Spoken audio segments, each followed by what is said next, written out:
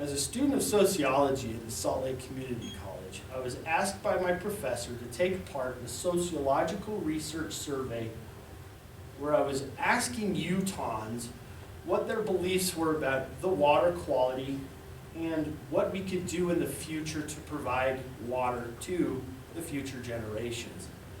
During this process, I was kind of taken aback as to what Utahns thought about their water. General consensus is Utahns think that they have quality water. They don't think anything should be changed. They're satisfied with what they have. Well, my 18 years plumbing experience showed different. Over the last 18 years, I've been sampling and testing water for citizens, informing them of what is going on in the state of Utah and what's really in our water.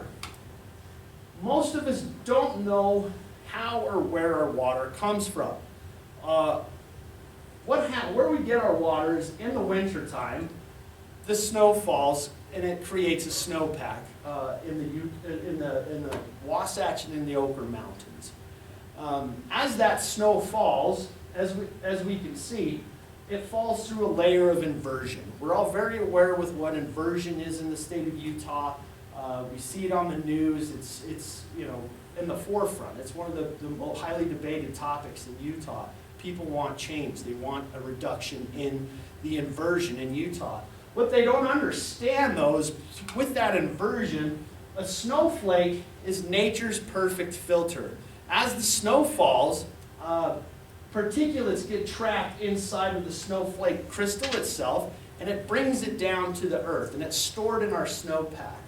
And then in the springtime, as the snow melts, the pollution, the particulates, the carbon monoxide, the heavy metals, melts with the snow and comes down the streams and becomes our drinking. It's our drinking water.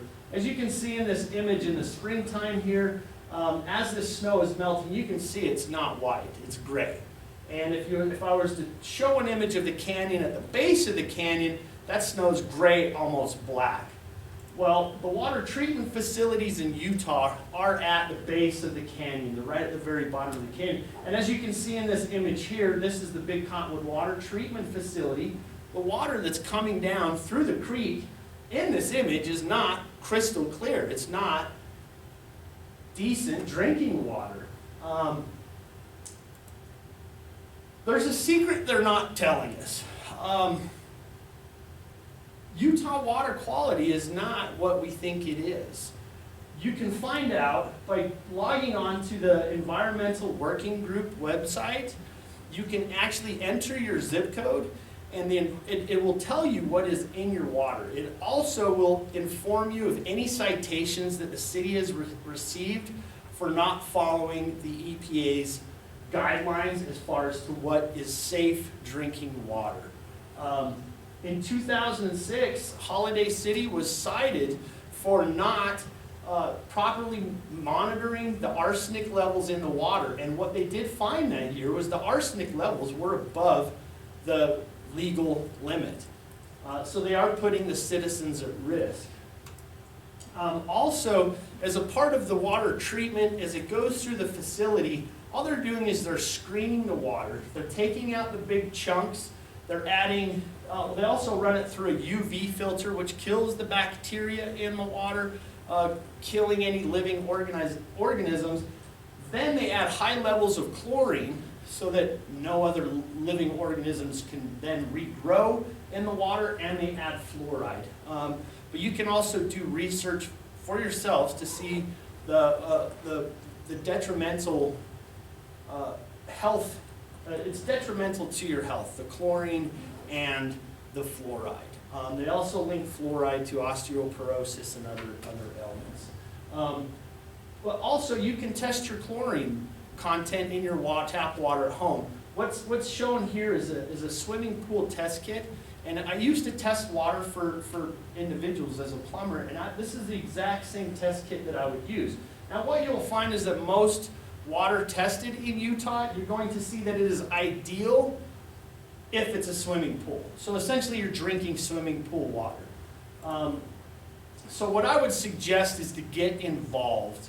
Everybody has their arms in the air about the air in Utah, but nobody's really speaking about the water in Utah. It's a very well-kept secret. So I would conduct some of these tests for yourself. Test your water at home. And also log on to the EWG website. Type in your zip code and see what is in your water. They test for nitrates, arsenic, and are you above the legal limit. So get educated, speak with your neighbors about what you're finding in your water, get them excited about it, and then go to the local government and ask them what steps are being taken to protect you as a citizen. It's my responsibility, and it's your responsibility. Thank you.